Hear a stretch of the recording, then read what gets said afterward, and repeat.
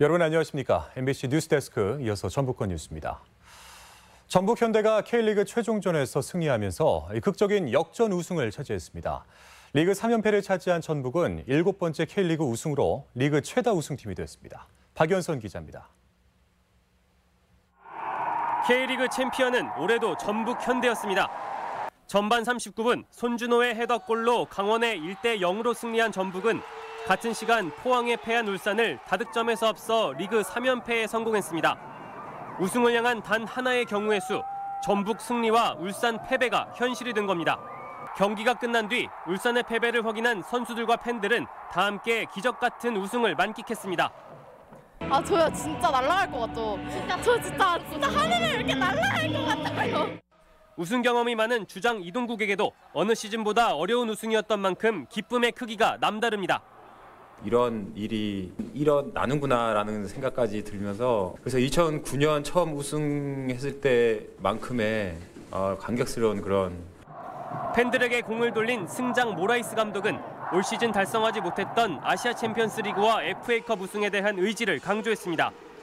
Como é a equipa do Jambuc e a organização que tem, tendo o grupo Hyundai por trás, que é sempre grupo que olha para frente e 악천후 속에서도 끝까지 포기하지 않은 전북 구단과 선수들의 노력, 그리고 팬들의 하나된 응원이 드라마보다 더 드라마 같은 우승을 만들어냈습니다. MBC 뉴스 박연선입니다.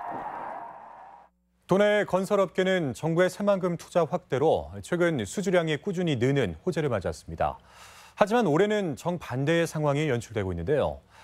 대형 공사 발주가 어느 정도 완료되면서 새만금 효과는 사라지고 예년의 3분의 1로 수주량이 급감해서 우려가 높습니다. 유룡 기자입니다. 건설업회 전북도회가 밝힌 연간 건설 수주액 추이입니다. 2016년부터 2년 동안 거의 2배나 수주 금액이 급상승했지만 올 들어서는 3분의 1 토막으로 급감하는 모습입니다. 새만금 전주고속도로와 새만금 남북 이축도로 등 대규모 국책사업 발주가 모두 끝나면서 올해는 신규 일감이 나오지 않기 때문입니다. 대형 공사 발주가 그렇게 많지 않았어요. 예산 책정도 좀 적게 됐고 상당히 많은 그래프가 떨어지는 그런 수주 실적을 가져왔습니다. 실제 조달청의 공공공사 발주 현황을 보면 사태는 명확해집니다. 올 3분기까지 전북에서 발주된 공공공사는 170건에 3,615억 원으로 지난해 3분기 누적 6,198억 원의 절반 수준으로 급감했습니다. 아파트 등 민간 분야 역시 수도권 대형 업체나 광주 전남 업체들이 독식하면서 전북의 업체는 설 자리를 잃고 있습니다. 하도급에 주로 의존하는 전문 건설업체는 작년 물량으로 올해를 버텼지만 내년부터는 칼바람을 맞지 않을까 걱정이 태산입니다. 내년에가 좀 어렵지 않을까라는 생각을 하고 있습니다. 발주 물량이 많이 줄었다는 얘기도 지금 들리고요. 기존 SOC 그런 예산을 많이 편성했었는데 지금 경장이 지금 급감했거든요. 그래서 건설 호황 3년 만에 원점 이하의 상황으로 되돌아간 지역의 건설 수주. 업계는 정부의 SOC 공사 확대를 건의하고 있지만 그동안 공공공사에만 의존하며 민간공사를 외지에 내준 것도 침체의 한 원인이라는 자성의 목소리가 나오고 있습니다. MBC 뉴스 유룡입니다. 전주지방법원이 내일부터 만성동 신청사로 자리를 옮겨 첫 선을 보입니다. 전주지법은 아침 9시부터 공식 업무에 들어가 2주간 휴정된 재판을 다시 열고 1층에 신설된 사법접근센터를 통해 각종 법률 상담을 제공합니다. 내일은 신용회복위원회와 광주세무사회가 상담에 나설 예정이며 이 밖에 전주시청과 완주군청 현장 민원실을 설치해 각종 고지서 발급도 법원에서 가능해졌습니다. 오늘 새벽 0시 반쯤 군산시 미룡동의 한 아파트에서 군산기지 소속 19살 황모 일병이 추락해 숨진 채 발견됐습니다. 군산기지 측은 황 일병이 지난 주말 부모님을 만나러 부대를 나갔다가 복귀하지 않아서 소재를 파악하고 있었다며 경찰로부터 시신을 인계받아 사고 경위를 조사하고 있다고 밝혔습니다.